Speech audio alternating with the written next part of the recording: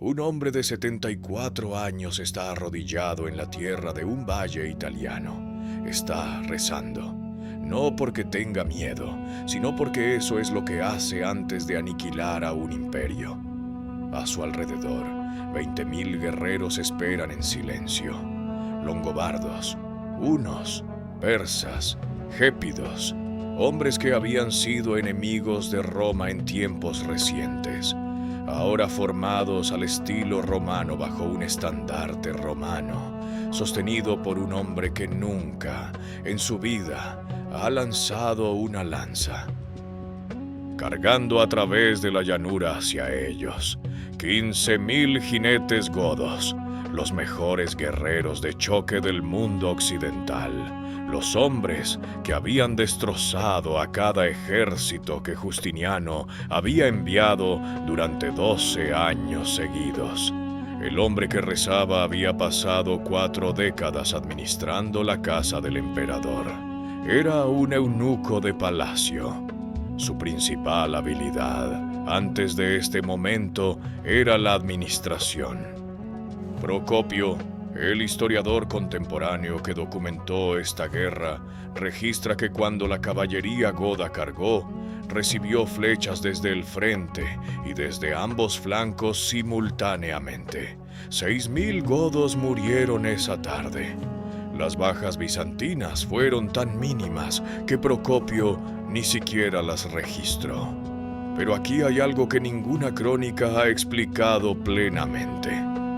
El rey godo, un brillante comandante que había revertido una década de conquista romana mediante la velocidad, la sorpresa y una comprensión casi instintiva del terreno italiano, pasó las horas previas a la carga realizando una exhibición ecuestre con una armadura dorada completa, solo entre los 2 ejércitos, lanzando su lanza al aire, atrapándola, cabalgando en círculos mientras sus hombres esperaban bajo el calor del verano. Este era un hombre que había ganado batallas contra pronósticos más difíciles mediante una agresión decisiva. Algo cambió en Tallinae. Dejó de luchar como él mismo. Y cuando finalmente cargó, ordenó a cada hombre de su ejército usar únicamente lanzas. La noche antes de la batalla, el anciano había enviado a 50 soldados solos a la oscuridad para tomar una pequeña colina. Esos 50 la defendieron contra repetidas cargas de caballería goda y salvaron todo el flanco izquierdo bizantino. El verdadero nombre del rey ni siquiera era Totila. Esa fue una etiqueta de propaganda bizantina. Sus monedas rezaban Baduila, y los historiadores solo recuperaron su verdadera identidad examinando metal de 1500 años de antigüedad. Y los mercenarios que formaron el centro de la falange romana ese día, los longobardos que sostuvieron la línea que ganó la batalla, usaron lo que aprendieron en este valle para invadir Italia 16 años después y destruir todo lo que acababan de salvar. Para entender por qué un sirviente de palacio terminó con un reino en una sola tarde, necesitamos retroceder al momento en que el sueño de Justiniano comenzó a consumir la civilización que intentaba restaurar. Hay una crueldad específica en las guerras libradas en nombre de la restauración. No destruyen solo al enemigo, destruyen lo que se intenta restaurar. Justiniano I, emperador del Imperio Romano de Oriente, entendió este riesgo y lo aceptó. Tenía que hacerlo. El Imperio Romano de Occidente había terminado formalmente en el año 476, cuando un caudillo germánico llamado Odoacro depuso al último emperador y se declaró rey de Italia. Para el Imperio de Oriente en Constantinopla, esto era una herida abierta. No solo una pérdida territorial, sino una herida de identidad. Una declaración de que la propia Roma había fallado. La respuesta de Justiniano fue una política que los historiadores llaman la Renovatio Imperii, la restauración del imperio. Cada provincia de la antigua Roma occidental sería reclamada. El Mediterráneo volvería a ser romano. No era una ambición, era una convicción teológica. Lo que es fácil de olvidar mirando hacia atrás desde hace 15 siglos es lo buenos que habían sido los ostrogodos gobernando Italia. Teodorico el Grande, que había reinado desde el 493 hasta el 526, había mantenido las estructuras administrativas romanas, protegido la ley romana, patrocinado la cultura romana y mantenido algo parecido a la paz entre dos pueblos, guerreros godos y civiles romanos, que tenían todas las razones para despreciarse. El historiador que mejor capturó este período llamó a Teodorico, quizás el bárbaro más civilizado que el antiguo imperio de Occidente vería jamás. Hicieran lo que hicieran los godos, habían mantenido a Italia funcionando. La invasión de Justiniano comenzó en el 535. Su instrumento fue Belisario, posiblemente el mejor comandante de campo que el mundo romano tardío produjo.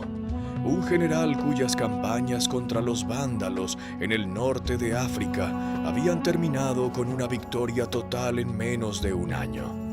Italia, se pensaba, sería similar. Durante 5 años pareció ser así.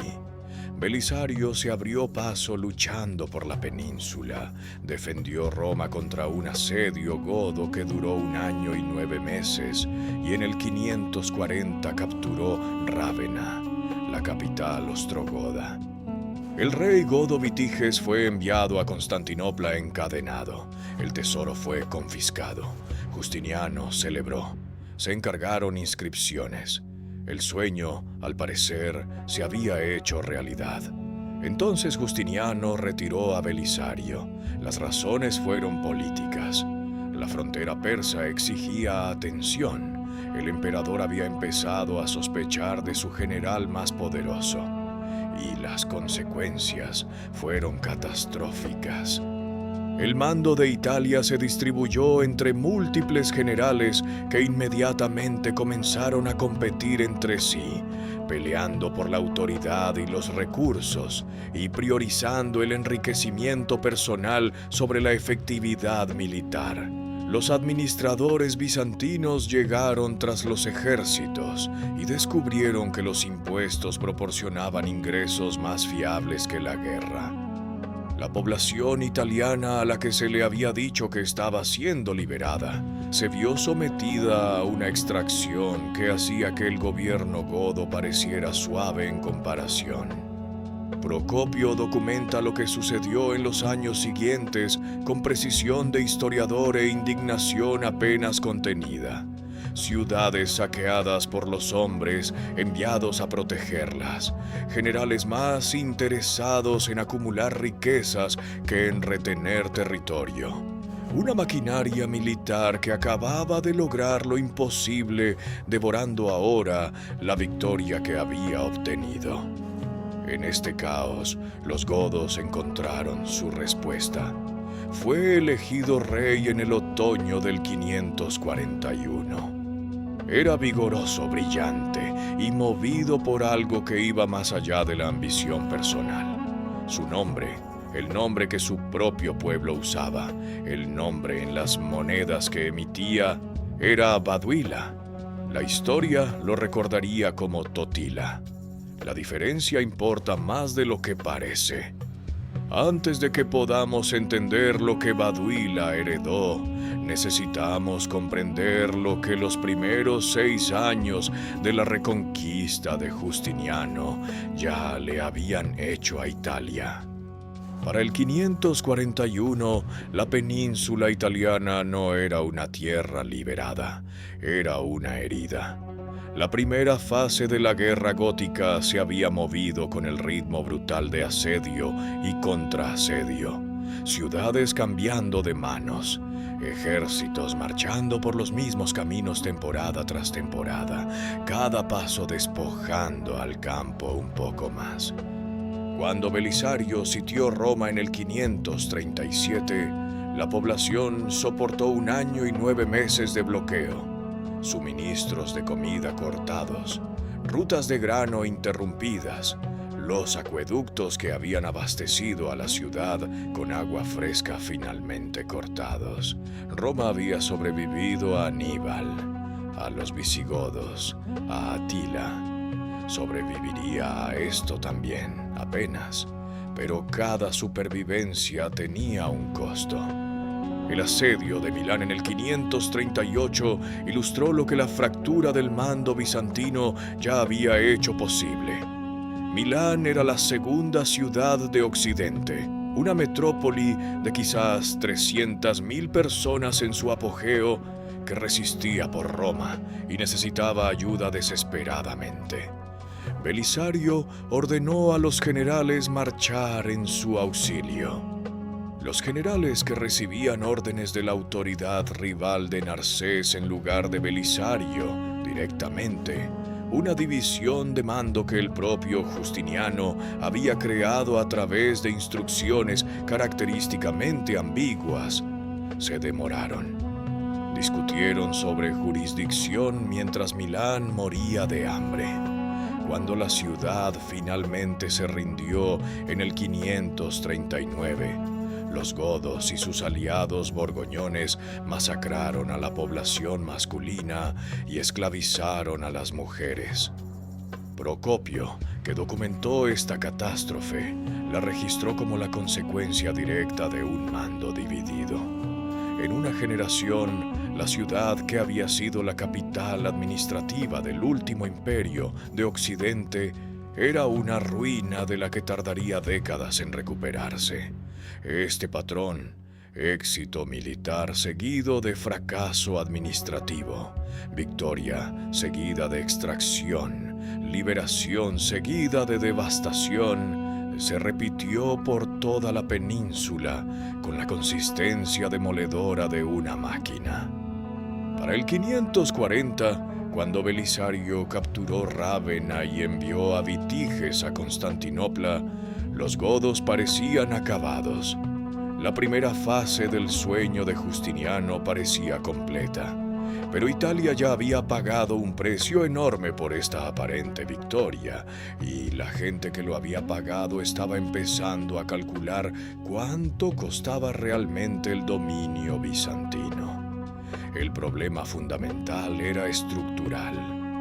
La guerra de Justiniano se libraba en múltiples frentes simultáneamente. Italia, la frontera persa, el norte de África, los Balcanes. Y los recursos nunca eran suficientes para todos ellos.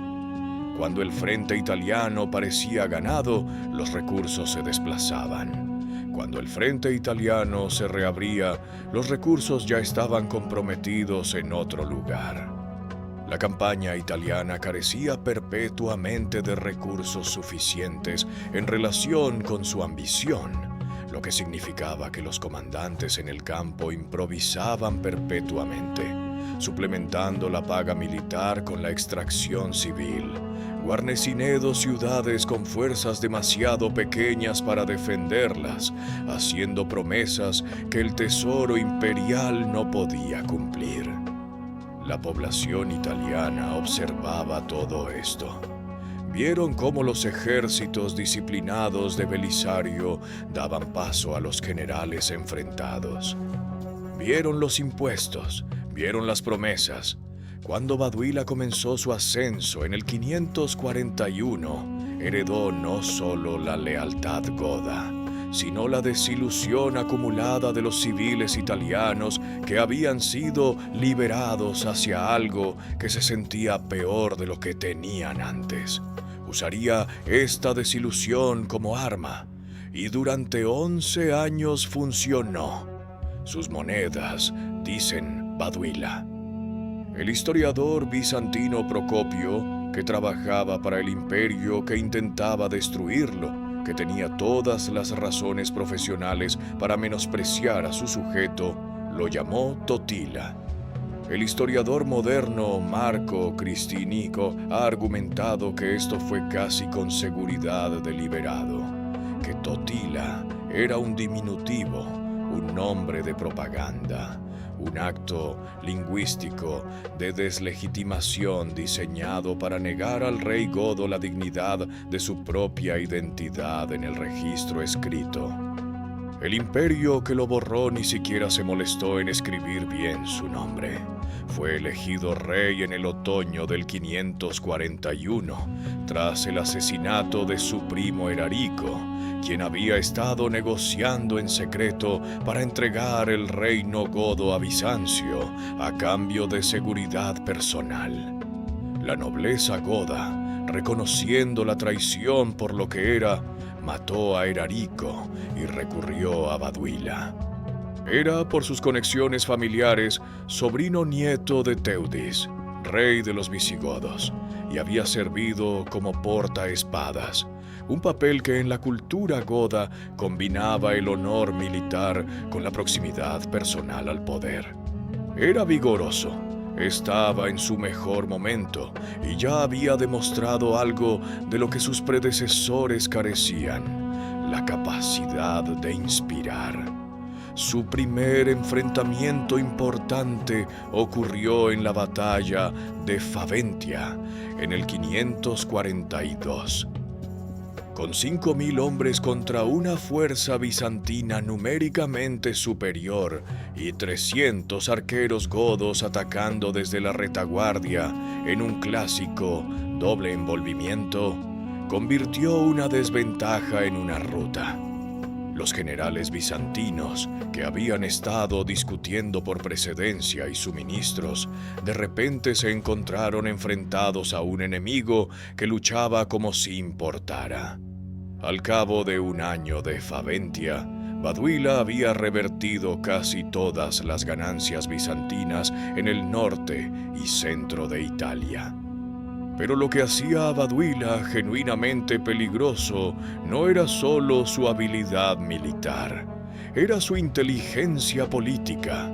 Entendió que la posición bizantina en Italia descansaba en el apoyo de la aristocracia terrateniente romana, la misma clase que había dado la bienvenida a los ejércitos de Justiniano como restauradores del orden legítimo. Su respuesta fue socavar sistemáticamente esa base.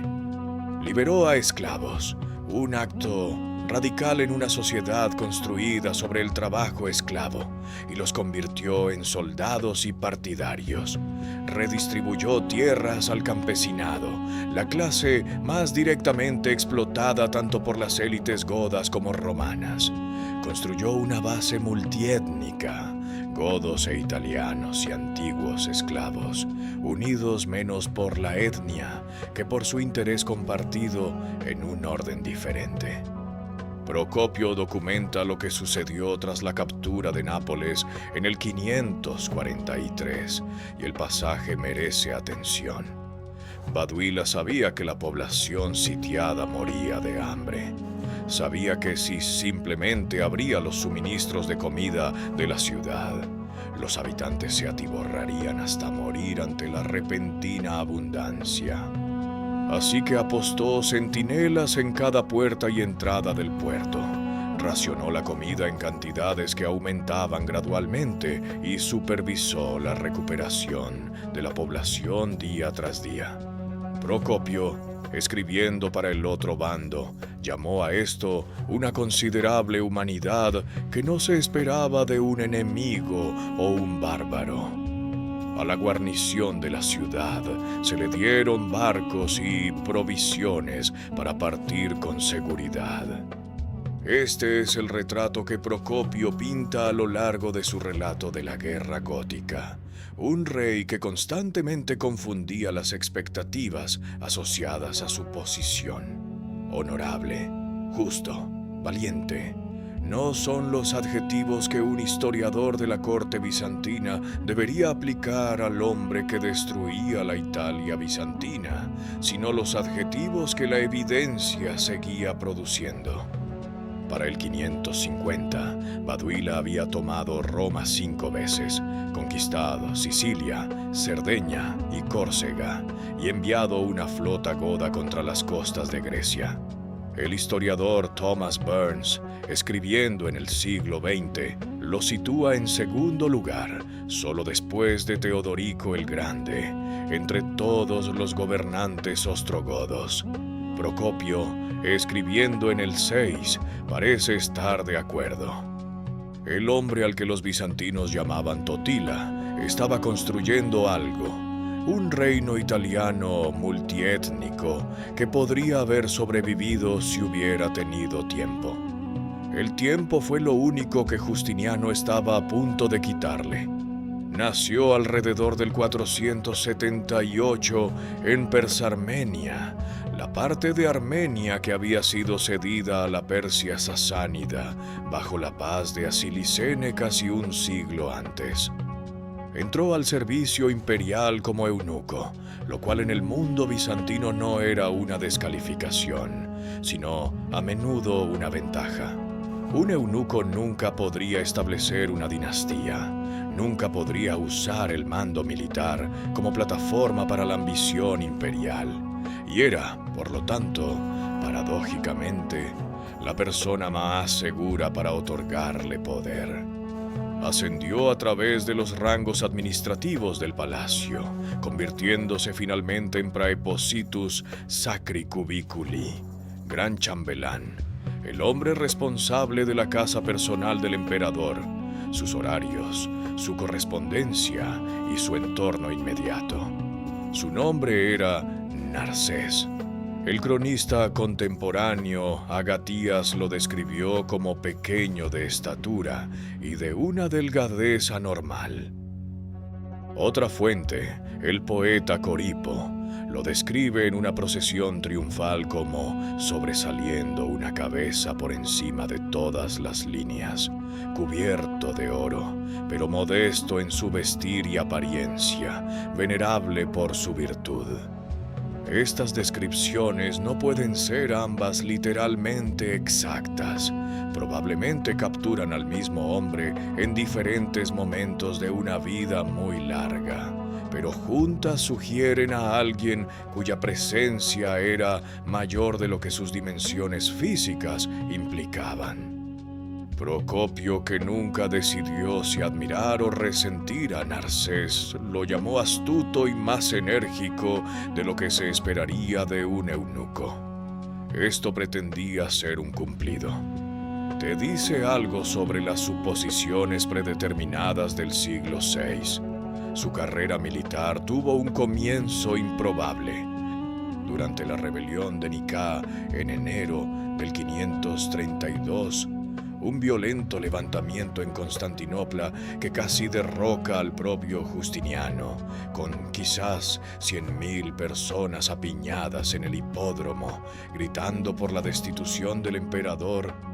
Narsés entró solo en la arena cargando una bolsa de oro, mientras Belisario preparaba la respuesta militar que finalmente masacraría a 30.000 personas en las gradas. Narsés trabajó entre la multitud.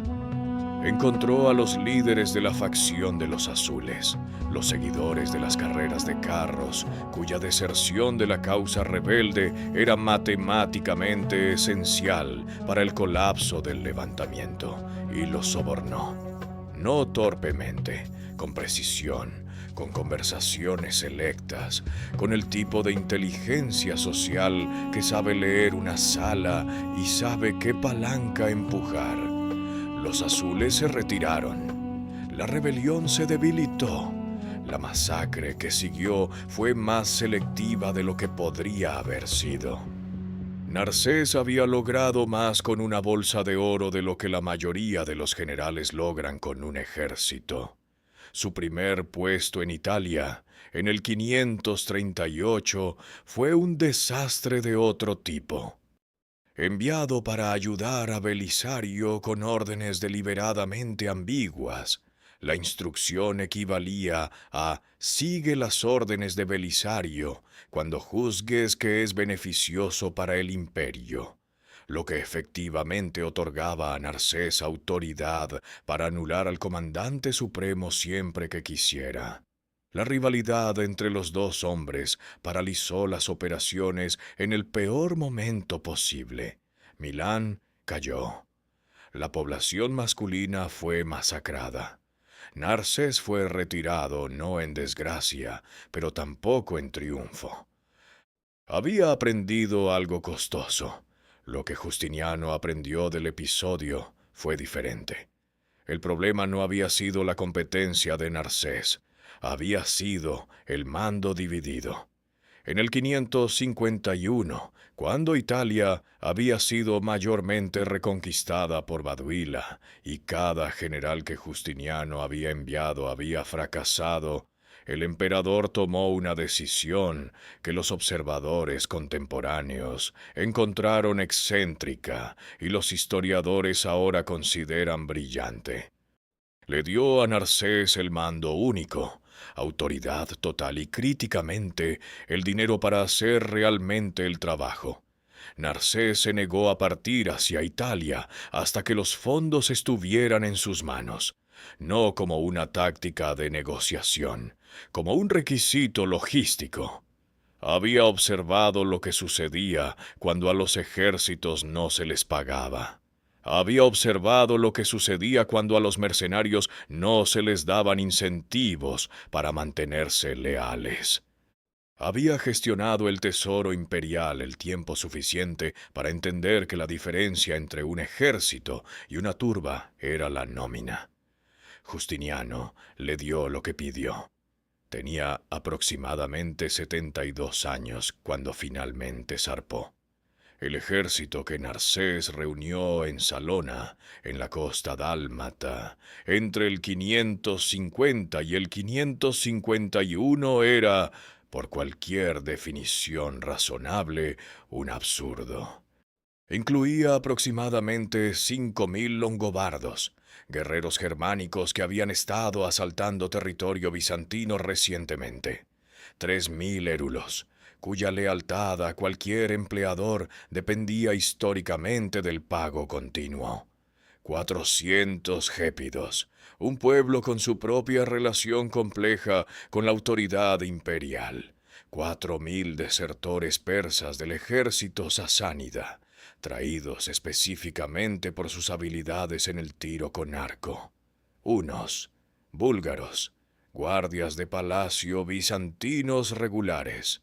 Y, entrelazado en todo ello, la columna vertebral administrativa de unidades bizantinas regulares, cuyo trabajo era en parte militar y en parte evitar que los mercenarios se volvieran contra su empleador.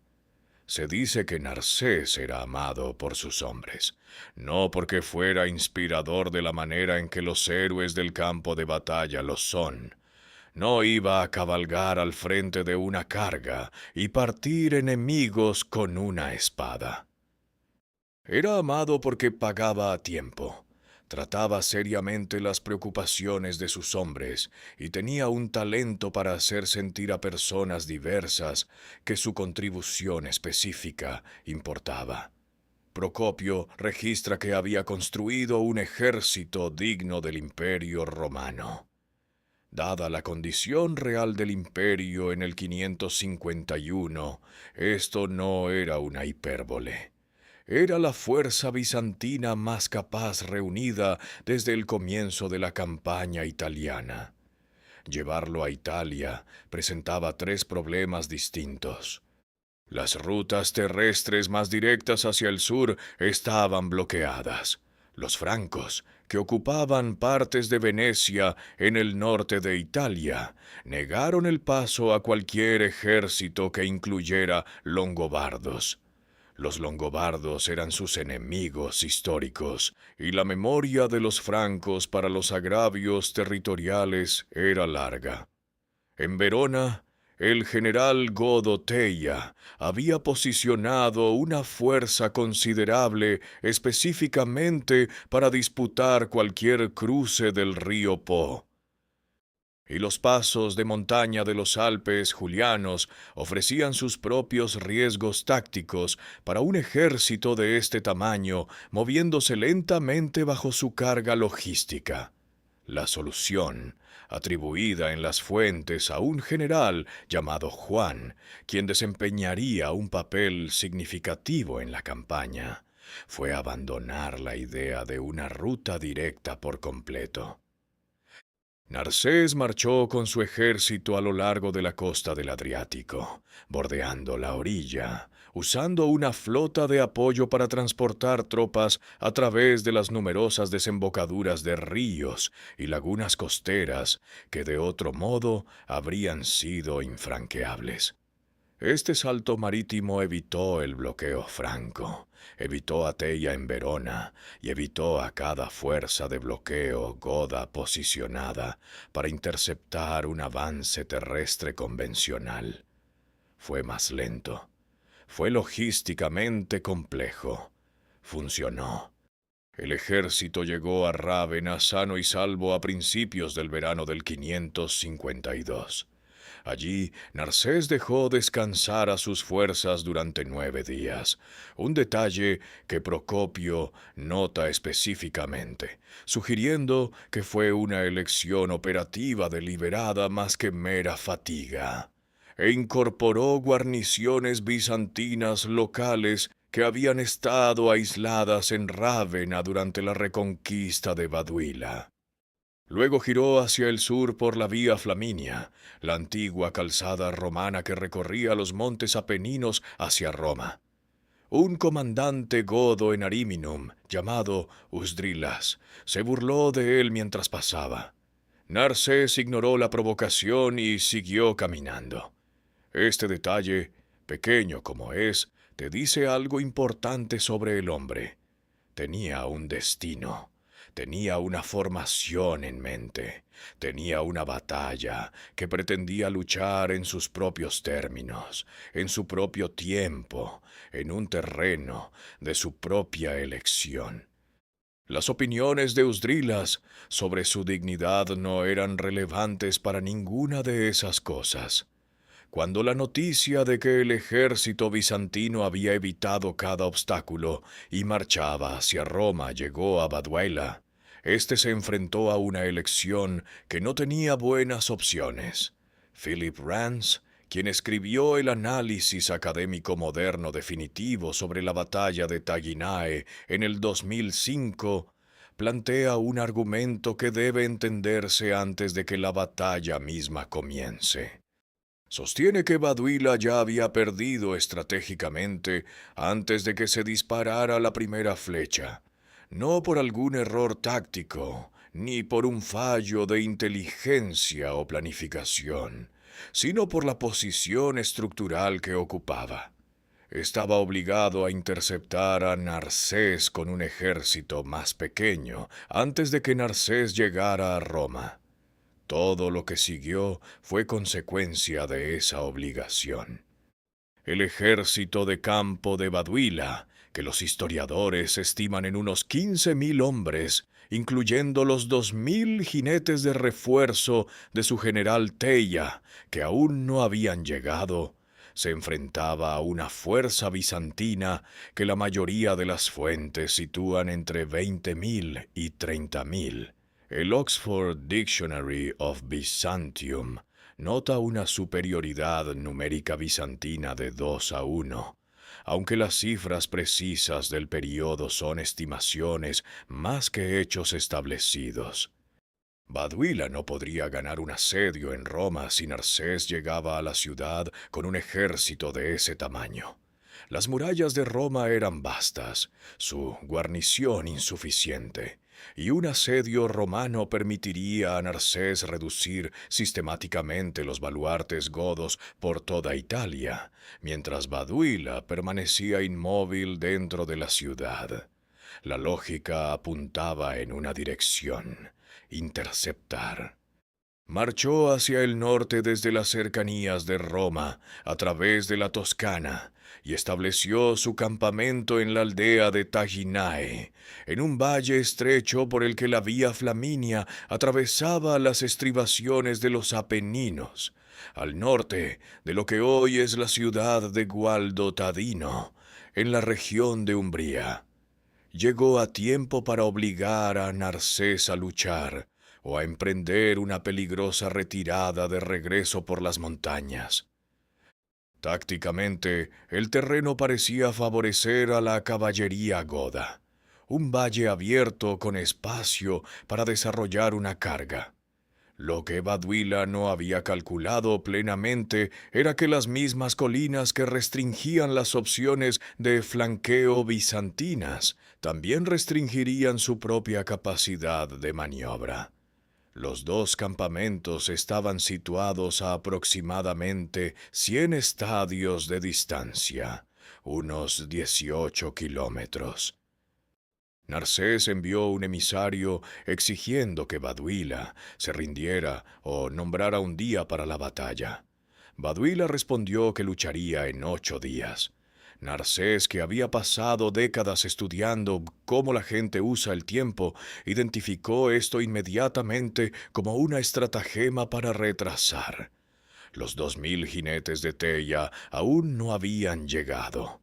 Baduila estaba ganando tiempo.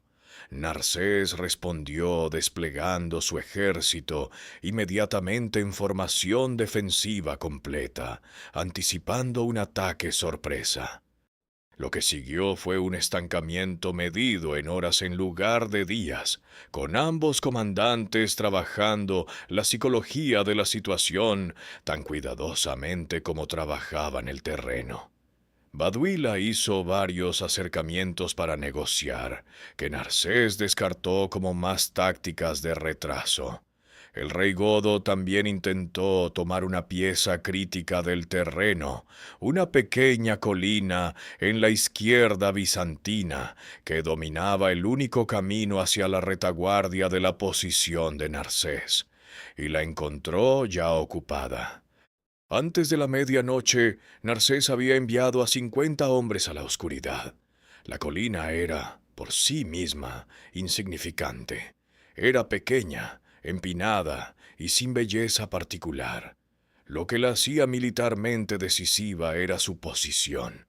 Sobresalía de las colinas orientales hacia la llanura precisamente en el punto donde un estrecho camino vecinal ofrecía la única ruta viable hacia la retaguardia de la línea de batalla de Narcés. Para los godos, tomar esta colina significaba la capacidad de golpear al ejército bizantino por detrás mientras estaba comprometido frontalmente. Para Narcés, retenerla significaba que sus flancos estaban seguros. Ambos comandantes entendían esto. Narcés se movió antes que su oponente. Seleccionó a 50 soldados de infantería de élite de un regimiento regular y los envió antes de la medianoche para tomar y sostener el desfiladero en la base de la colina. Procopio, en su relato de la guerra gótica, describe su llegada con la precisión de un informe de testigo ocular. Llegaron a la posición sin encontrar fuerzas godas. Establecieron una postura defensiva compacta y esperaron. Al amanecer, Baduila reconoció el problema. Envió caballería para retomar la colina. Lo que siguió se describe en el texto de Procopio con una especificidad que sugiere ya sea una fuente confiable de testigos oculares o un examen directo de los participantes después de la batalla. La caballería goda cargó contra el estrecho desfiladero con ruido y velocidad, esperando abrumar a una pequeña fuerza de infantería mediante el impulso y los números. En su lugar encontraron un muro.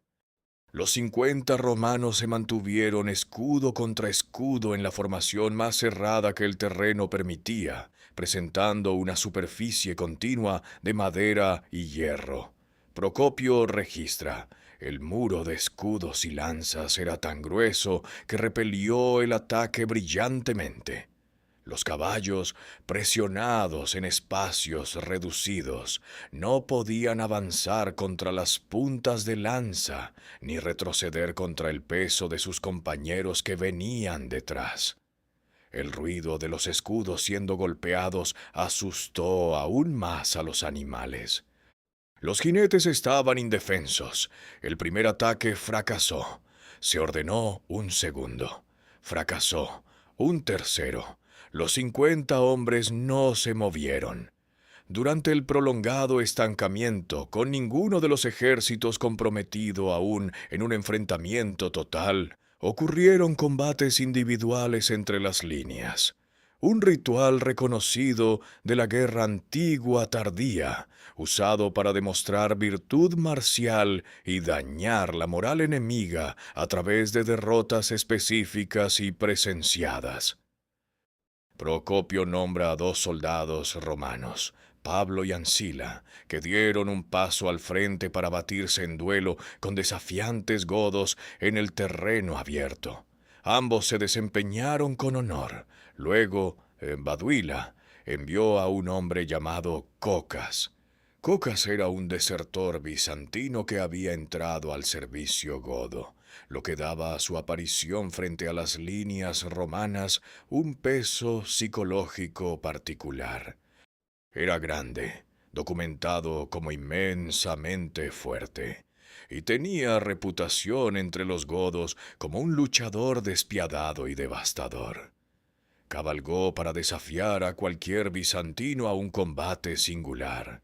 Un guerrero armenio llamado Ansalas, uno de los guardaespaldas personales de Narsés, respondió. Cocas cargó. En el último momento Ansalas esquivó con su caballo y hundió su lanza en el costado de Cocas. El campeón godo cayó. Para los hombres de Baduila que observaban desde sus líneas, no fue un comienzo auspicioso. Los intentos sobre la colina continuaron. Cada uno fracasó por la misma razón estructural. La estrechez del desfiladero significaba que los godos nunca podrían hacer valer su ventaja numérica. 50 hombres, con una posición defendible y suministros adecuados, podían retener ese terreno específico indefinidamente contra la caballería. Las matemáticas del terreno habían anulado las matemáticas de los números. Para el mediodía, Baduila tenía una colina que no podía tomar y un ejército bizantino al que no podía sorprender.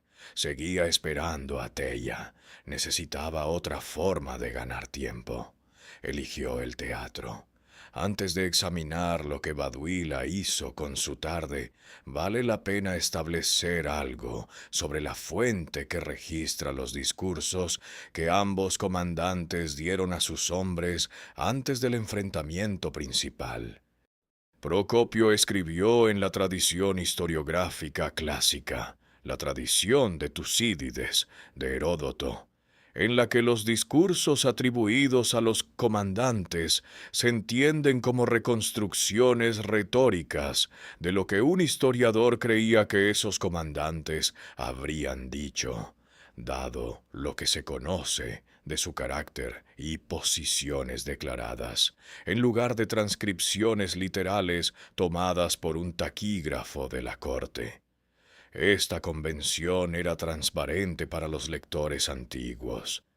Ambos discursos que siguen son el relato de Procopio del contenido ideológico de la locución de cada comandante. Su valor histórico no radica en la exactitud literal, sino en lo que revelan sobre cómo cada bando entendía por qué estaba luchando. Narsés, según Procopio, habló desde una posición de superioridad moral y numérica percibida. Caracterizó a las fuerzas de Baduila como fugitivos y ladrones que se habían rebelado contra el gobierno legal del emperador. Argumentó que debido a que su ejército luchaba por la justicia y la restauración del orden legítimo, se habían ganado el favor divino. describió al propio Baduila en términos que reflejaban la propaganda oficial bizantina. Un usurpador sin derecho legítimo, un hombre elevado por encima de su condición por el oportunismo. Instó a sus hombres a mantener sus posiciones, conservar su formación y confiar en la geometría que se había preparado para ellos. El mensaje ideológico era claro. Esta no era una guerra entre iguales. Era la restauración de la ley contra su violación. El discurso de Baduila, según registra Procopio, estuvo marcado por algo diferente.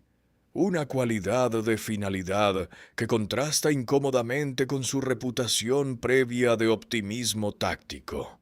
Dijo a sus hombres que toda la guerra se decidiría en este único día. Advirtió que tanto los godos como Justiniano estaban agotados más allá de la capacidad de continuar, y que el bando que fuera derrotado en Taginae carecería de la voluntad para seguir luchando. Intentó socavar la coalición bizantina, describiéndola como una colección de mercenarios que huirían una vez que la lucha se volviera genuinamente difícil. Dijo a sus hombres que lucharan con todo lo que tenían. Lo que impacta al lector moderno, y lo que aparentemente impactó a Procopio, es la desesperación incrustada en este discurso. Un hombre que había pasado 11 años encontrando soluciones creativas a problemas imposibles, se veía ahora reducido a la exhortación de que todo dependía de un solo día. La flexibilidad táctica, la revolución social, la cuidadosa construcción de una coalición italiana. Todo se había reducido a este estrechamiento. Entre los discursos y el enfrentamiento principal pasaron varias horas bajo el calor veraniego de una tarde de julio. Ambos ejércitos almorzaron. Narses mantuvo a sus hombres en sus posiciones en todo momento, anticipando que cualquier relajación de la formación podría ser la apertura que Baduila estaba esperando. Baduila dio a su ejército un período de descanso y reabastecimiento. Los ejércitos esperaron, 18 kilómetros de valle de Umbría entre ellos, dos comandantes jugando un juego psicológico cuyas apuestas eran absolutas. Entonces llegó Teia. Antes de que llegara Teia, antes de que la tarde se convirtiera en catástrofe, Baduila hizo algo que ha desconcertado a cada historiador que lo ha examinado desde entonces. Cabalgó solo hacia la tierra de nadie, entre los dos ejércitos. La descripción de Procopio de lo que siguió es una de las escenas más vívidas en toda su historia de la guerra gótica, y vale la pena narrarla con precisión.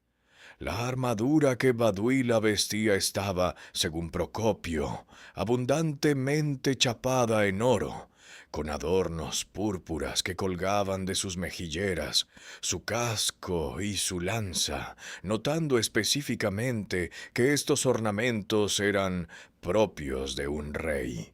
Montaba un caballo grande.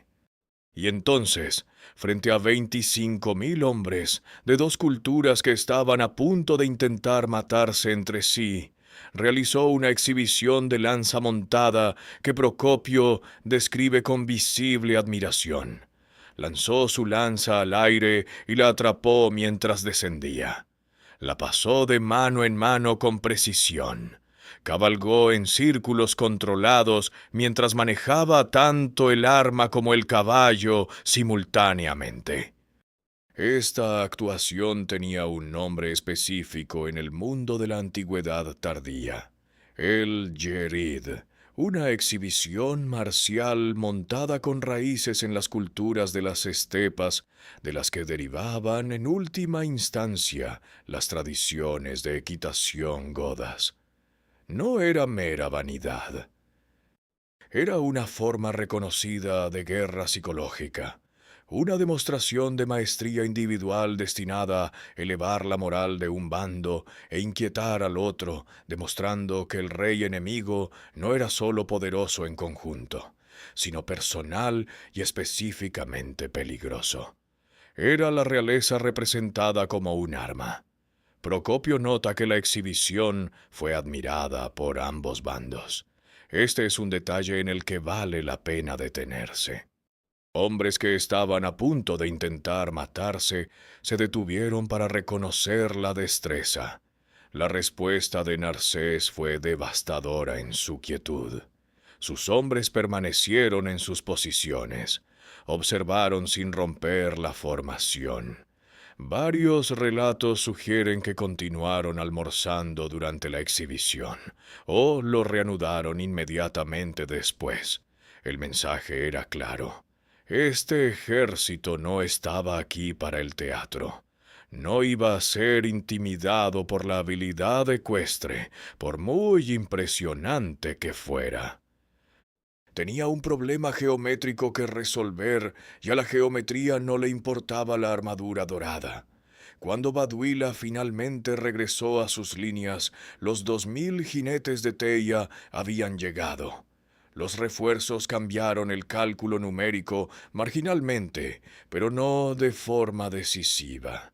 Baduila ahora tenía aproximadamente 15.000 hombres contra una fuerza bizantina casi del doble de ese tamaño. Había fallado en tomar la colina. Había fallado en lograr la sorpresa. Sus tácticas de retraso se habían quedado sin tiempo. Ordenó a sus hombres prepararse para la batalla. Se quitó la armadura dorada y se puso el equipo de combate. La exhibición había terminado. Lo que la reemplazó fue la decisión táctica más trascendental del enfrentamiento, una que el propio Procopio no pudo explicar plenamente y que los historiadores modernos han estado debatiendo durante 15 siglos.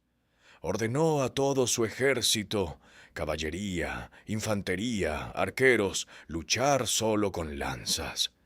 El campo de batalla al norte de Gualdo Tadino no era un terreno dramático, sin montañas, sin ríos desbordados, sin bosques de los que hablar. Era un valle abierto en las faldas de los Apeninos, flanqueado por colinas tanto al este como al oeste, con el suelo del valle elevándose suavemente hacia la posición que Narcés había elegido. Un pequeño arroyo cruzaba el acceso cerca de la colina, crítica a la izquierda. La estrechez del valle era el hecho físico decisivo. Las colinas a ambos lados significaban que cualquier gran fuerza que avanzara en un frente amplio sería canalizada, comprimida, forzada a un frente que anulaba la ventaja numérica de un ejército más grande. Narcés había llegado primero y seleccionado su terreno en consecuencia.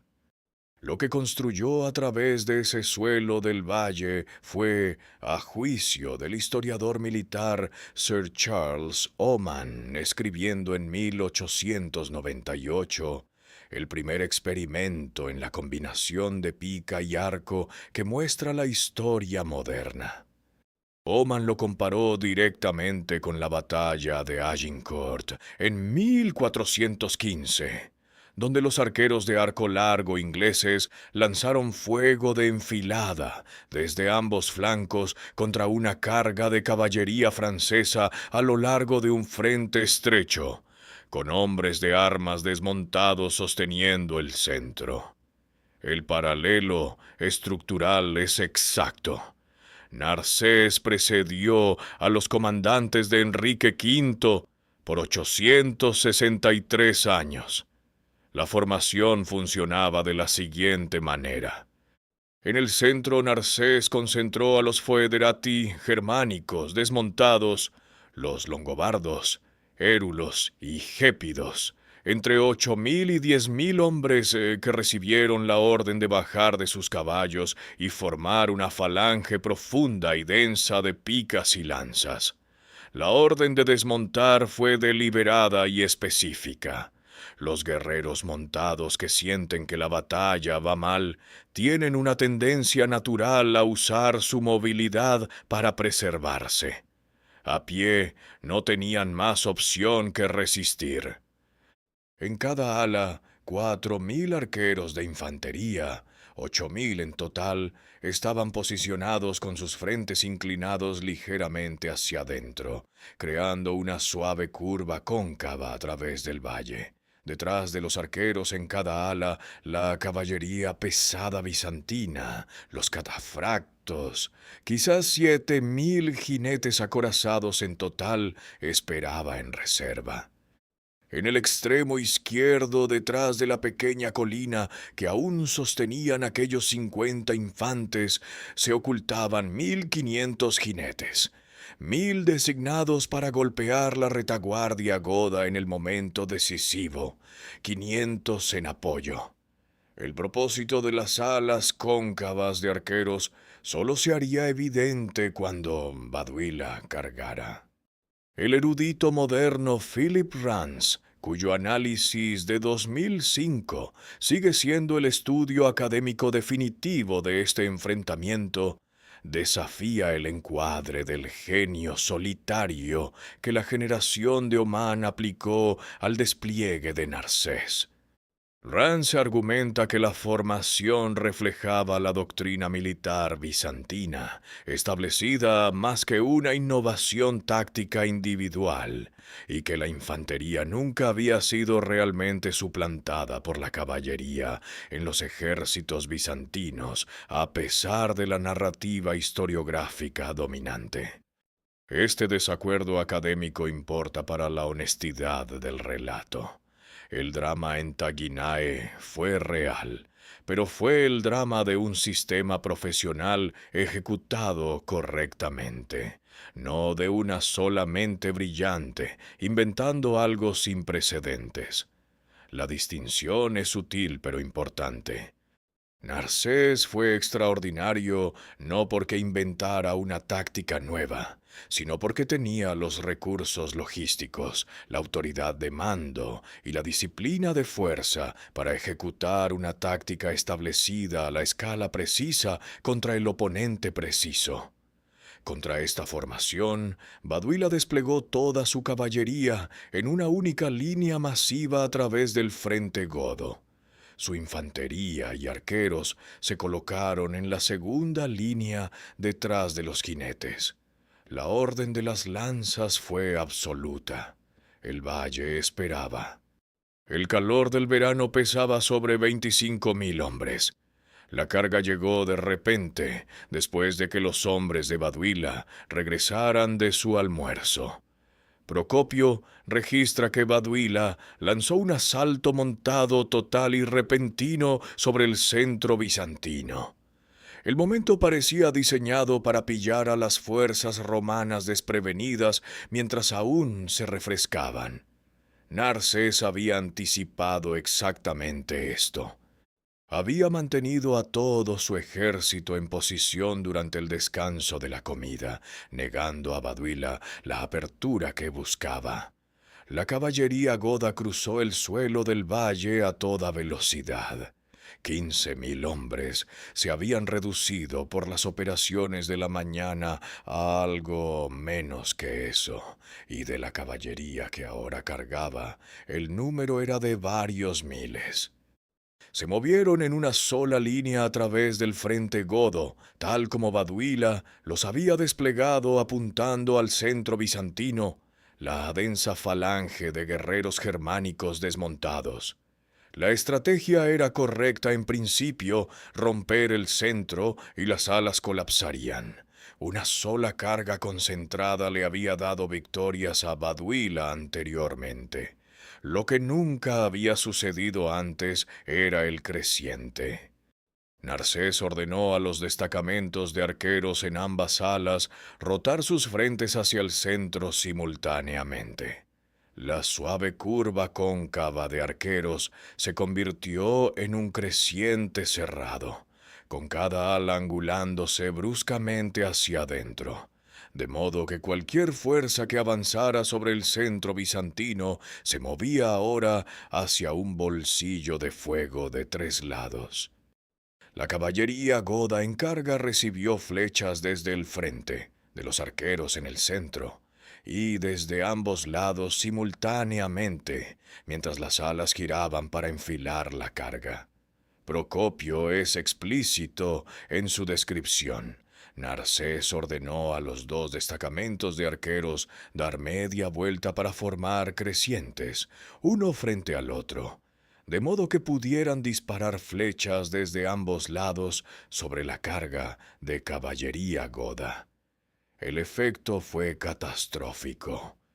Los caballos godos, sin armadura en sus flancos y costados, criados para la velocidad en la estepa abierta más que para la resistencia bajo el fuego sostenido de proyectiles, fueron golpeados desde direcciones contra las que no podían defenderse. La carga se ralentizó. Los caballos cayeron. Los jinetes fueron lanzados o desmontados por el caos de los animales que colapsaban delante de ellos. La formación de masa apretada que hacía devastadora una carga de caballería al impacto ahora trabajaba contra los godos.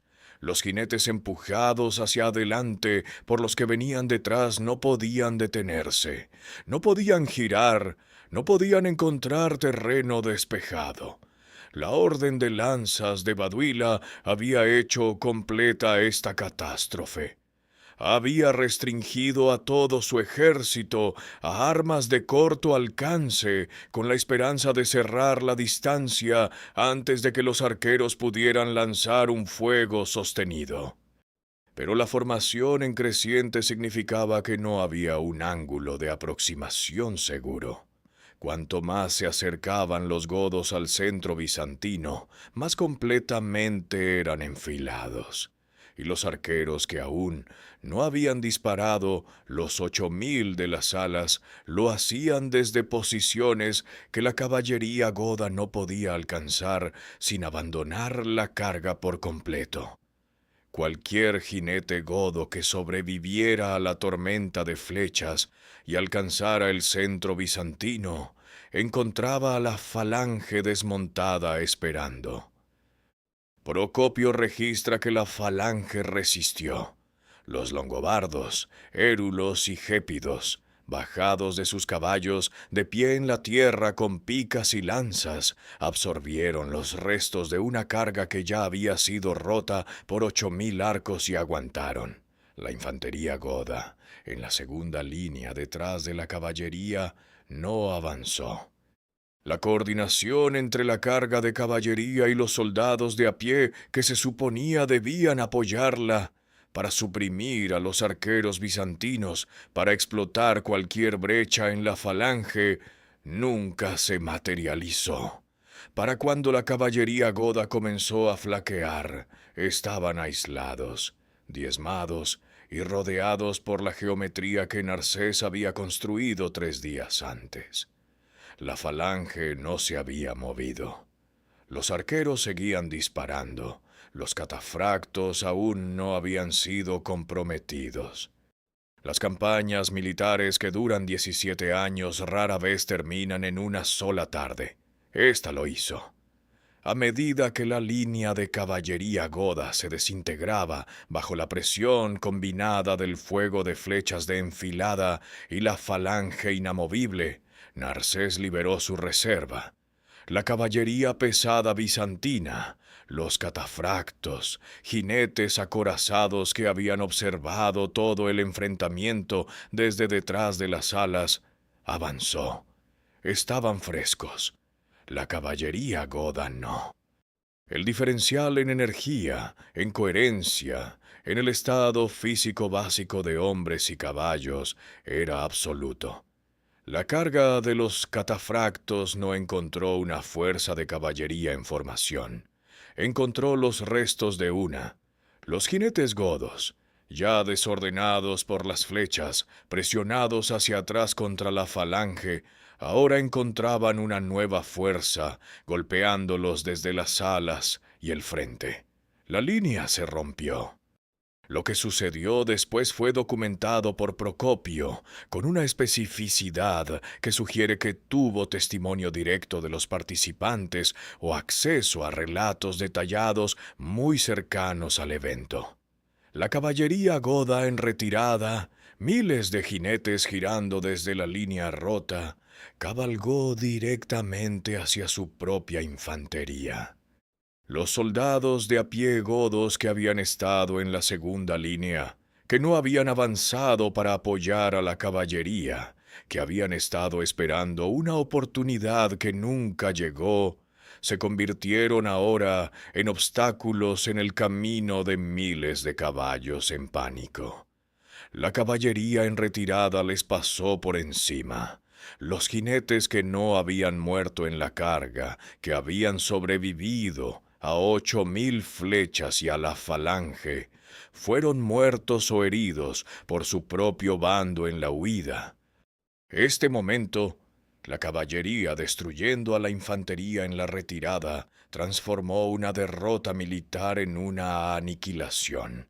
Baduila huyó del campo con 5 compañeros mientras el sol descendía hacia las colinas de Umbría. Fue perseguido por la caballería bizantina. Un guerrero gépido al servicio romano llamado Asbado niveló su lanza para golpear al rey fugitivo. Uno de los pajes de Baduila, un joven cuyo nombre Procopio no conserva, gritó a Asbado: «¿Qué haces, perro? ¿Golpearías a tu propio amo?» Asbado hundió su lanza de todos modos. Baduila fue herido de muerte. Sus asistentes lo cargaron 7 millas hacia la aldea de Caprae, la moderna Caprara, en el municipio de Gualdo Tadino, donde murió. Procopio registra las bajas godas en aproximadamente 6,000 muertos. Él es la única fuente contemporánea para esta cifra, y debe entenderse como una estimación más que como un recuento auditado. Pero dada la naturaleza del enfrentamiento, dado el fuego de enfilada y la huida, y la caballería pasando sobre la infantería, el número es consistente con lo que la formación estaba diseñada para producir. Las bajas bizantinas fueron, en palabras de Procopio, tan mínimas que no las registró. El Oxford Dictionary of Byzantium señala que la batalla demostró una superioridad numérica bizantina de 2-1.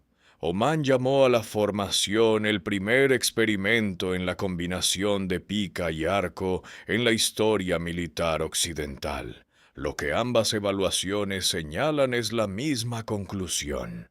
Esta no fue una batalla reñida que podría haber ido en cualquier dirección. Fue una trampa que se cerró exactamente como se diseñó, contra un oponente que no tenía buenas opciones una vez que entró en el valle. 6,000 muertos, bajas bizantinas que no valía la pena registrar. 17 años de supremacía militar goda terminaron entre el mediodía y el atardecer de una tarde de julio del 552. Los romanos no sabían que su enemigo estaba muerto. Los asistentes de Baduila, cargando a su rey herido de muerte a través del crepúsculo de Umbría hacia Caprae, tomaron una decisión que revela algo sobre el mundo en el que vivían. Lo enterraron en secreto. La ubicación de la tumba no fue revelada, ya fuera para preservar alguna posibilidad de resistencia goda continua. Un rey vivo, incluso uno agonizante, ancla la autoridad política de formas que un cadáver no puede, o simplemente para proteger un cuerpo de la profanación.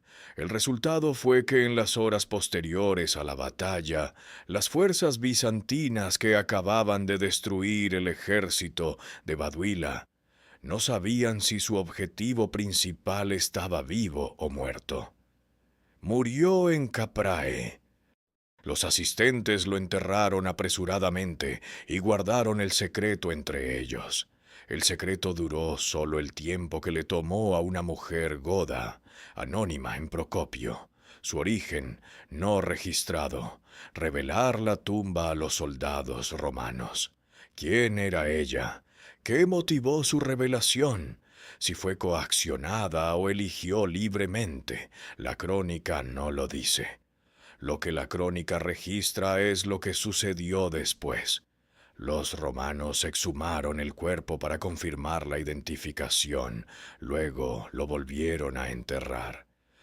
El rey que había ocupado Roma 5 veces, que había liberado esclavos y racionado comida a enemigos conquistados y construido algo parecido a un estado multiétnico funcional, fue confirmado muerto en una aldea a 7 millas de donde había cargado. El tocado tachonado de gemas de Baduila y sus túnicas manchadas de sangre fueron enviados a Justiniano en Constantinopla como trofeos de la victoria.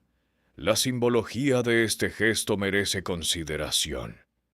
Para Justiniano, que había gastado generosamente en esta campaña durante años, que había visto fracasar a cada general que enviaba, que había apostado la renovatio imperii en una reconquista que había sido revertida repetidamente.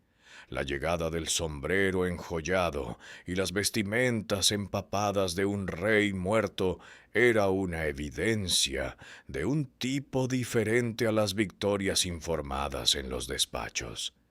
Esto era físico, irrefutable. La tarea estaba hecha.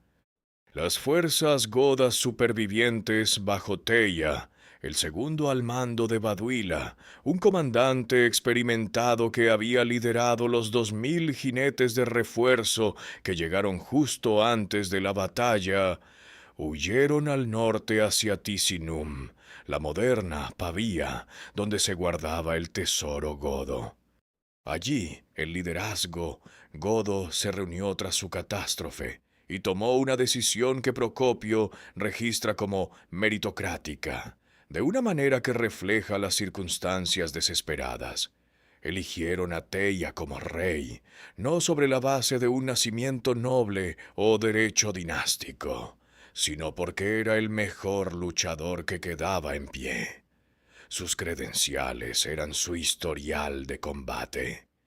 Uno de los primeros actos de Teia fue ordenar la masacre de aproximadamente 300 jóvenes de familias nobles romanas a los que Baduila había retenido como rehenes.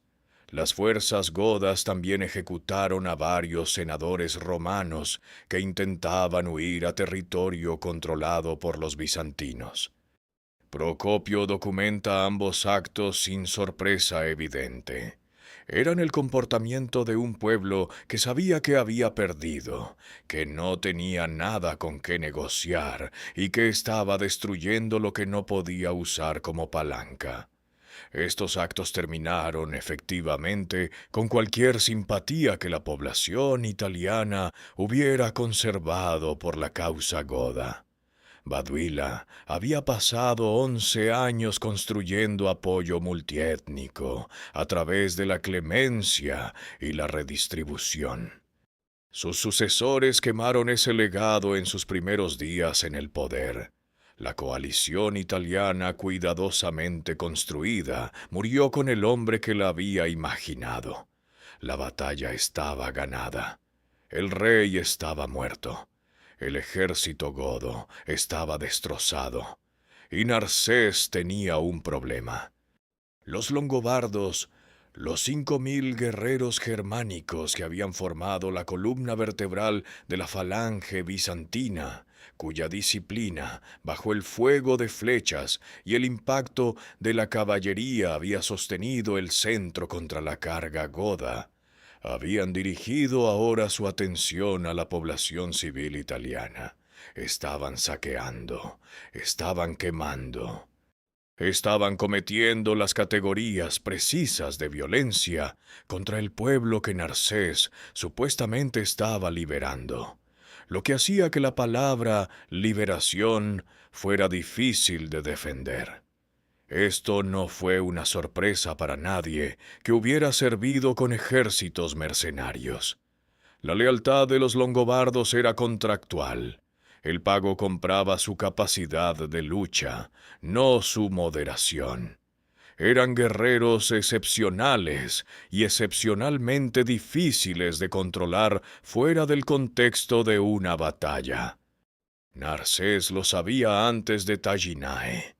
Los había necesitado de todos modos, porque sin el centro de la falange, la formación en creciente no tenía ancla. Ahora se enfrentaba al cálculo al que todo comandante que ha empleado mercenarios se enfrenta eventualmente.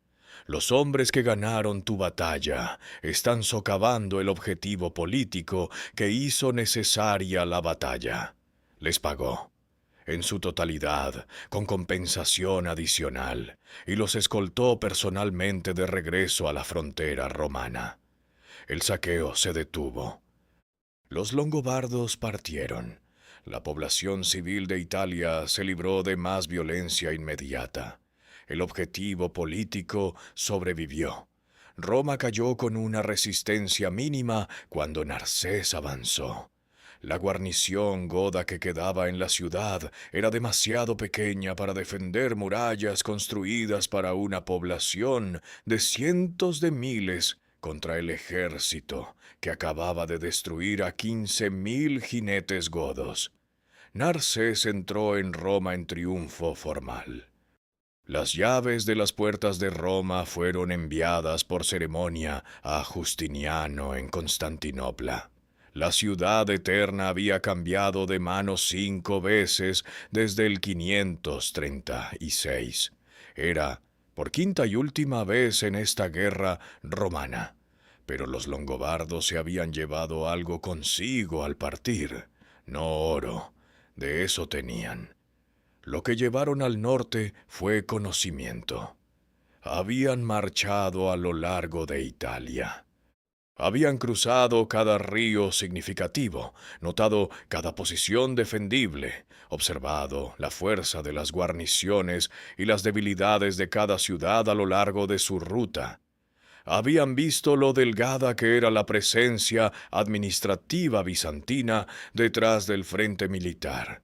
Habían pasado meses integrados en la maquinaria militar bizantina, observando cómo funcionaba, identificando dónde era fuerte y dónde era frágil.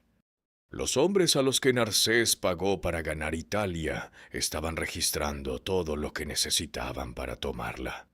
16 años los separaban del momento en que usarían ese conocimiento. La historia no ha sido generosa con Teía. Es en la mayoría de los relatos una nota al pie. El hombre que vino después del hombre interesante. El último rey de un reino cuyo fin ya estaba determinado. Una figura cuyo papel principal fue ser derrotado para que la guerra gótica tuviera una conclusión limpia. Procopio no estaba de acuerdo con este menosprecio. Tras ser elegido rey en el verano del 552, Teia reunió las fuerzas godas que quedaban y se movió con una velocidad operativa que las circunstancias hacían notable. La ruta más directa hacia el sur desde Ticinum a través de la Toscana estaba bloqueada por fuerzas bizantinas bajo los generales Juan y Pilemuto.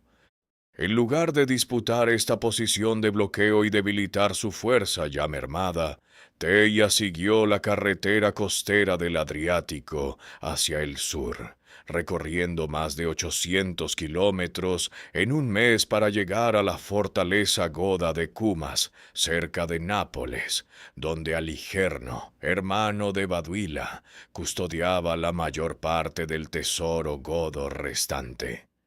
La marcha en sí fue una hazaña. No cambió la realidad estratégica, pero demostró que el último rey godo no fue pasivo en su derrota. Narsés, que se había enterado del tesoro en Cumas, le puso sitio y se preparó para interceptar a Teia.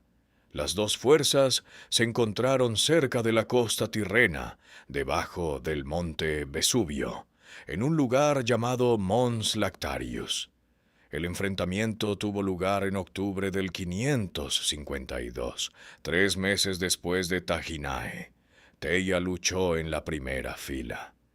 El relato de Procopio de la batalla en Mons Lactarius usa una palabra específica que habría resonado con precisión para cualquier lector educado del siglo VI. Llama a la resistencia de Teia Homérica. Este es el mayor cumplido que un historiador de formación clásica puede ofrecer a un guerrero. Invoca a Aquiles y Héctor, los héroes de la Ilíada, hombres que eligieron la muerte con pleno conocimiento de la elección por encima de la supervivencia al costo del honor. Procopio describe a Teia sosteniendo la línea de batalla, mientras los escudos eran reemplazados a su alrededor a medida que eran partidos y perforados, luchando hasta que finalmente fue muerto. Con su muerte, el reino ostrogodo dejó de existir como entidad política. A los supervivientes se les dio una opción: someterse al dominio bizantino o abandonar Italia. La mayoría eligió el exilio más allá de los Alpes. 1000 se negaron, rompieron el cerco romano y huyeron al norte, continuando una resistencia que no se extinguiría del todo hasta el 562, cuando Narsés capturó los últimos baluartes godos en Brixia y Verona. La elección de Procopio de Homérica merece la atención que reclama. Había pasado años escribiendo sobre esta guerra desde el lado bizantino, documentando las victorias bizantinas y los reveses godos. Llamó a Baduila honorable, justo y valiente. Llamó a la última resistencia de Teia Homérica. Estos no son los adjetivos de un propagandista construyendo una narrativa simple de la civilización triunfando sobre la barbarie. Son los adjetivos de un historiador que entendía que las personas que su imperio había destruido habían sido notables, y que ese hecho merecía ser preservado incluso en un registro escrito para los vencedores. El reino godo había terminado. La cuestión de lo que había costado reemplazarlo apenas comenzaba. En el 554, Narsés fue nombrado gobernador de Italia. Tenía aproximadamente 76 años. Gobernaría durante 13 años.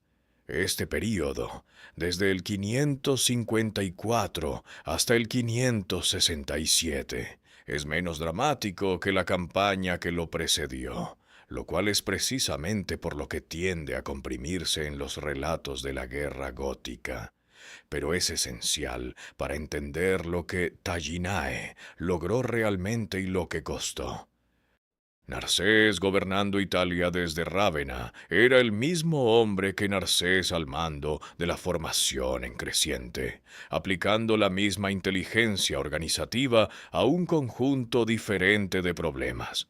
Restaurar una infraestructura urbana que 20 años de guerra habían devastado, reconstruir ciudades que habían sido quemadas o abandonadas, mantener una presencia militar extendida por una península con una población diezmada y un tesoro agotado. Reconstruyó Milán. Milán había sido destruida en el 539. La catástrofe del Mando, dividido entre Narsés y Belisario, el episodio que había terminado con el primer puesto italiano de Narsés. Había vivido con el conocimiento de esa destrucción durante 15 años. Ahora supervisaba su reconstrucción, un acto que los historiadores han interpretado tanto como necesidad administrativa como responsabilidad personal. Reparó el puente Salario en Roma. Este no es un hecho significativo en la historia estratégica de la guerra gótica. Es un hecho significativo en la historia de lo que significó la vida de un hombre.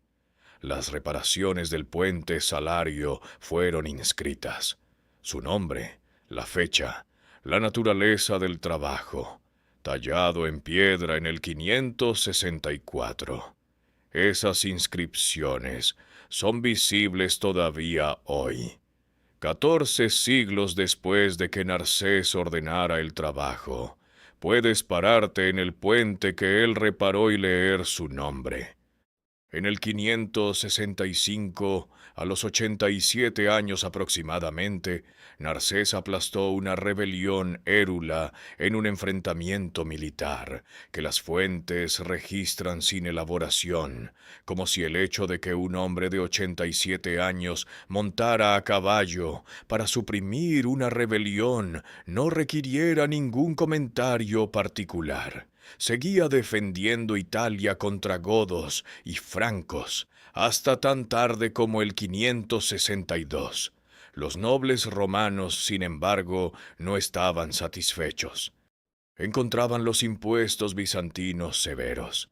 La británica de 1911 sobre Narsés, basándose en fuentes contemporáneas, registra que sus súbditos creían que una porción no pequeña de sus contribuciones fiscales permanecía en las cuentas privadas del gobernador.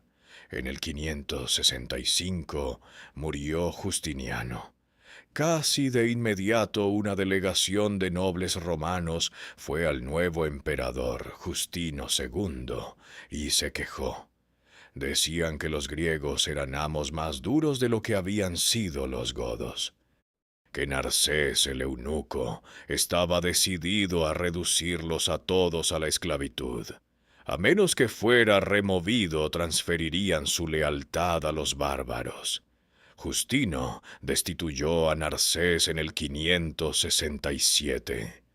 Fuentes posteriores registran la tradición de que la emperatriz Sofía envió a Narsés un huso de oro con una invitación para regresar al palacio y gestionar el hilado de las mujeres.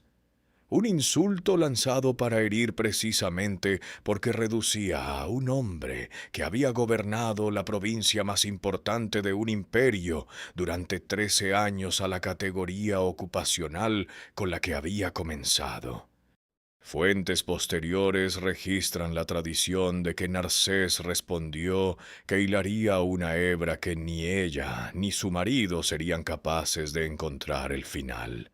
Si este intercambio ocurrió precisamente con estas palabras, es imposible de verificar. Es reportado por fuentes hostiles escritas después del hecho. Si Narsés sintió el despido como una humillación, después de 70 años de servicio, no es algo que las crónicas registren. Se retiró. El Papa Juan III viajó personalmente para traerlo de vuelta a Roma. Regresó a la colina del Palatino, donde vivió hasta su muerte alrededor del 573 o 574. Tenía aproximadamente 95 años. Los números que surgen del período posterior a Taginae son estimaciones y deben entenderse como tales.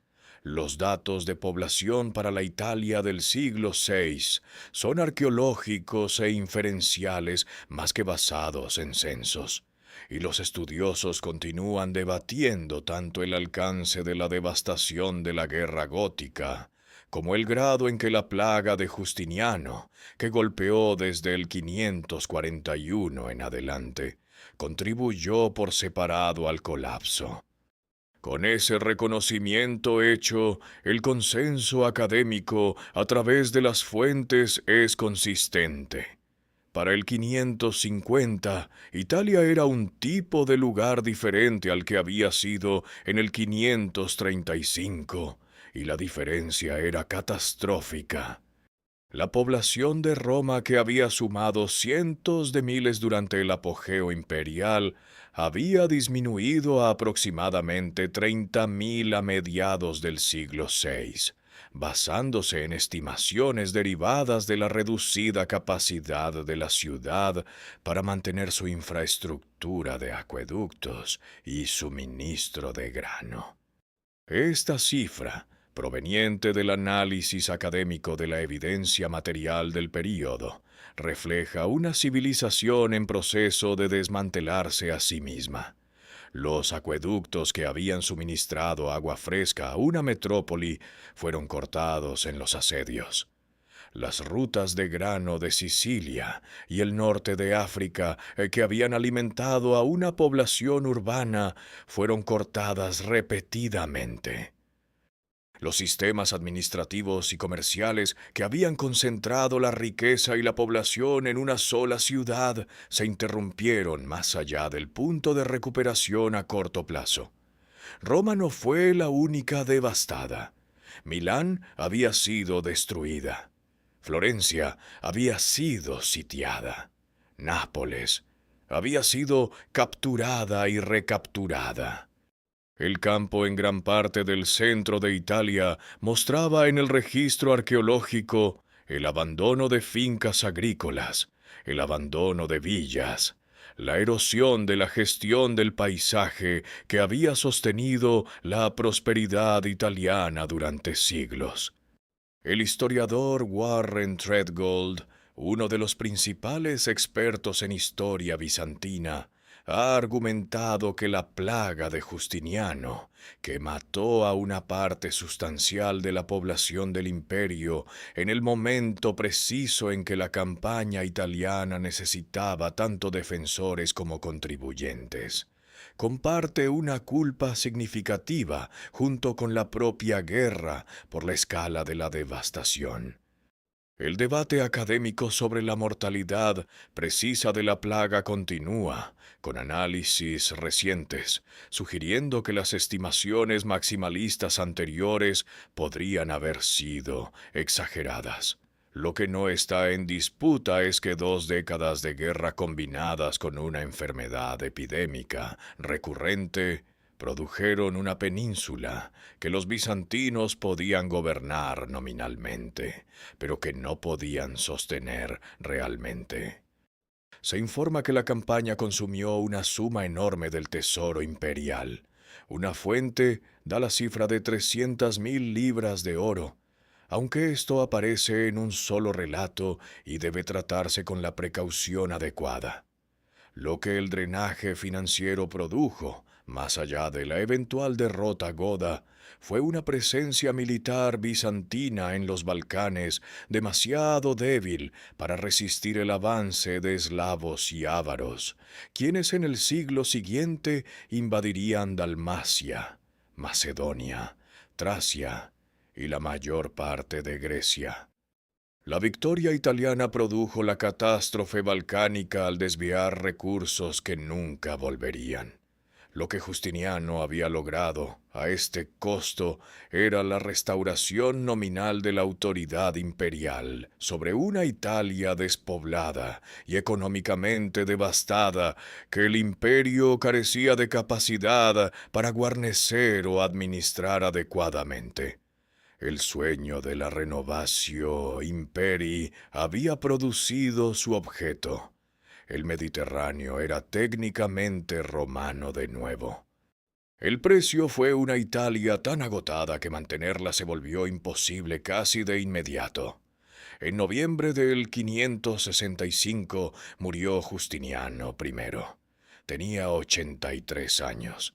Había reinado durante 38 años. Había construido Santa Sofía, codificado el derecho romano y reconquistado África, Italia y un rincón de España.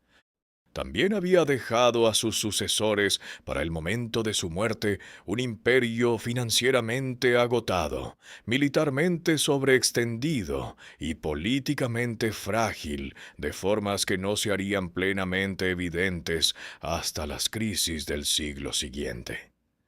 A los 2 años de su muerte, el cálculo que había mantenido unida a la Italia bizantina se desmoronó. Narsés fue destituido en el 567.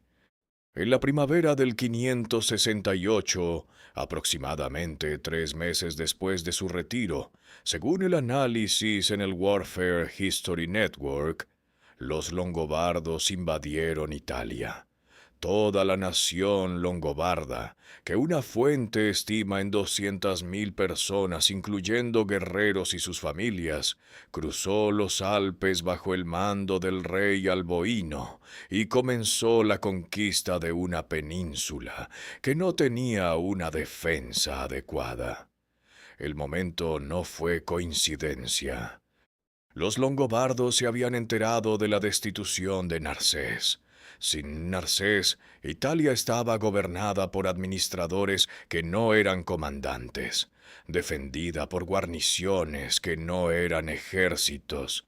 Los longobardos habían pasado meses en Italia como mercenarios bizantinos durante la campaña de Taginae.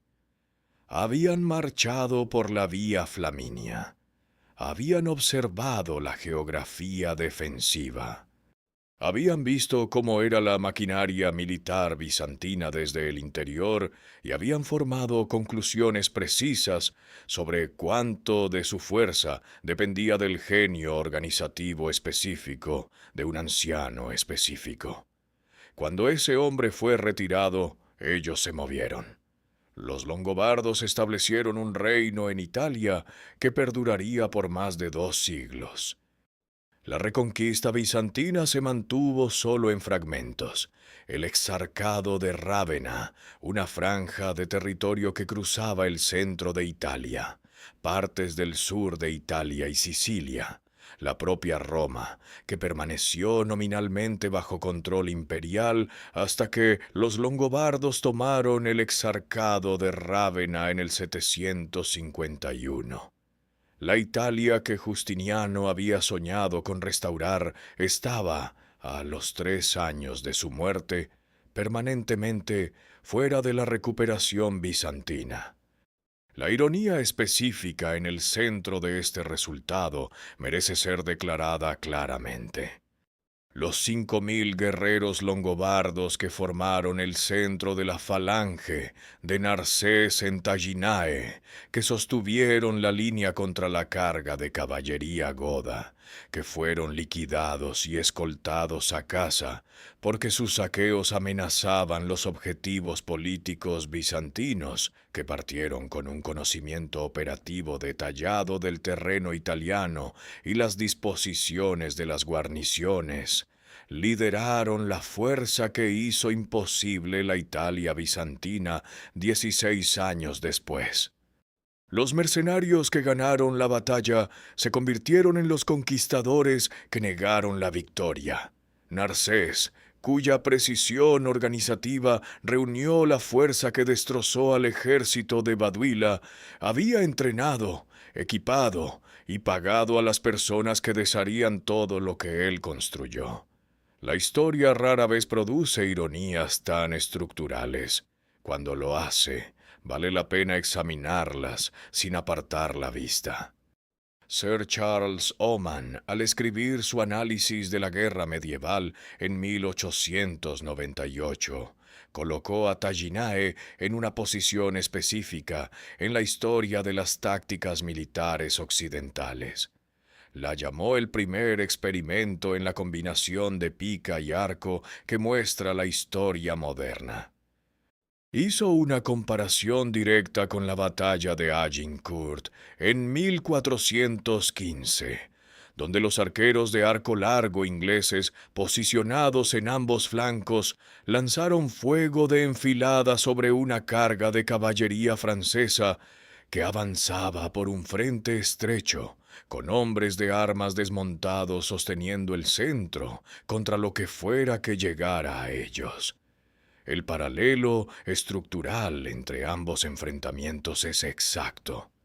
La formación en creciente de Narsés en Taginae en el 552 anticipó la doctrina táctica inglesa en Agincourt por 863 años. Philip Rance cuyo análisis de 2005 sigue siendo el estudio moderno definitivo en la materia, complica este panorama de formas que son históricamente importantes, incluso si reducen el atractivo dramático de la narrativa del genio solitario. Rance argumenta que el despliegue de Narsés reflejaba la doctrina militar bizantina establecida más que la innovación individual, que la infantería nunca había sido reemplazada realmente por la caballería como el núcleo de los ejércitos bizantinos, a pesar de una tradición historiográfica que enfatizaba la caballería y marginaba a la infantería, y que la formación en creciente y el enfoque de armas combinadas eran herramientas disponibles en el repertorio táctico bizantino más que invenciones específicas de Taginae. La investigación militar moderna ha aceptado ampliamente la corrección de Rance. ¿Qué significa esto para cómo entendemos la batalla? Significa que el drama es real, pero es un drama diferente al que Oman describió. Narsés no fue un genio solitario que inventó una nueva forma de guerra. Fue un administrador excepcional que por primera vez en la campaña italiana tuvo los recursos, el dinero, las tropas, el apoyo logístico y la autoridad de mando para ejecutar la doctrina bizantina establecida a la escala y con la disciplina que requería. Los comandantes anteriores tenían la doctrina. Les faltaba lo que Narsés aportó: la capacidad de desplegar 20.000 guerreros pagados, coordinados y multiétnicos, y mantener su formación bajo presión. Totila, Baduila, era mejor soldado individual que Narsés por cualquier medida razonable. Era físicamente capaz, personalmente valiente, tácticamente creativo, y había pasado 11 años ganando batallas mediante la velocidad, la sorpresa y una comprensión intuitiva de las debilidades de sus oponentes. También estaba, en Taginae, luchando con una fuerza menor en un terreno desfavorable contra un oponente con mejores recursos en un campo de batalla donde su brazo táctico principal no tenía a dónde ir excepto a una zona de muerte preparada. La conclusión de Rance, que Baduila había perdido estratégicamente antes de que comenzara la batalla porque fue forzado a luchar en términos dictados enteramente por Narsés, no reduce la tragedia del rey godo, la profundiza. El paralelo con Agincourt que Oman identificó ha sobrevivido al marco interpretativo específico en el que él lo insertó.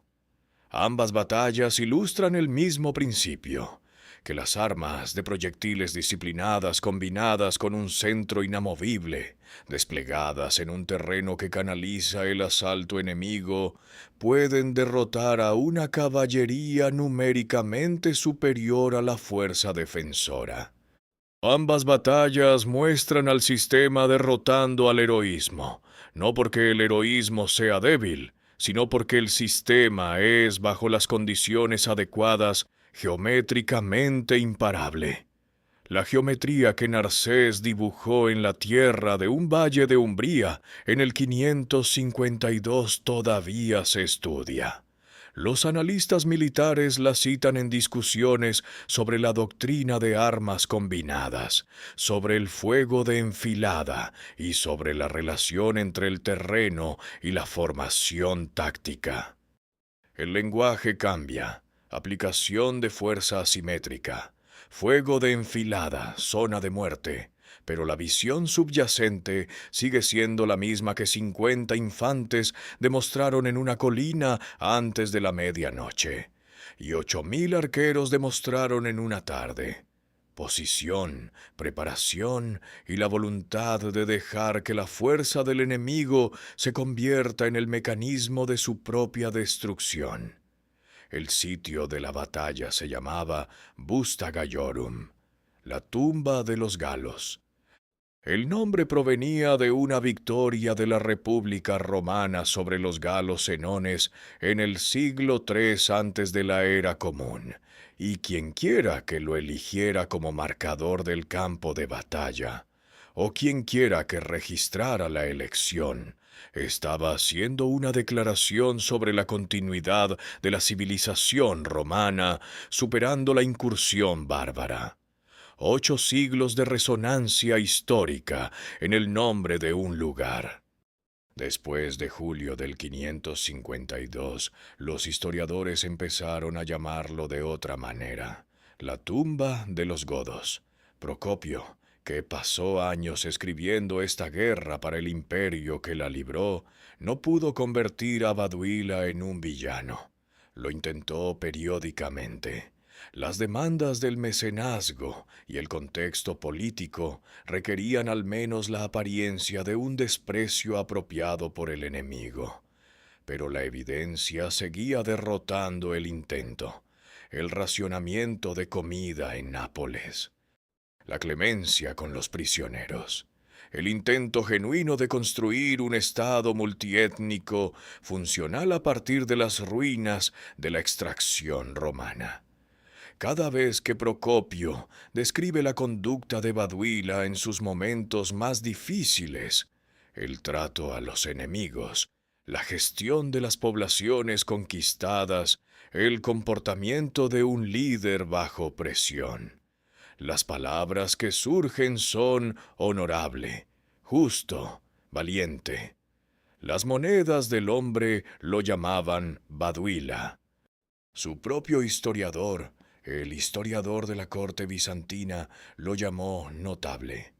El nombre que usó la propaganda no pudo sostenerse frente al registro que el propio hombre dejó.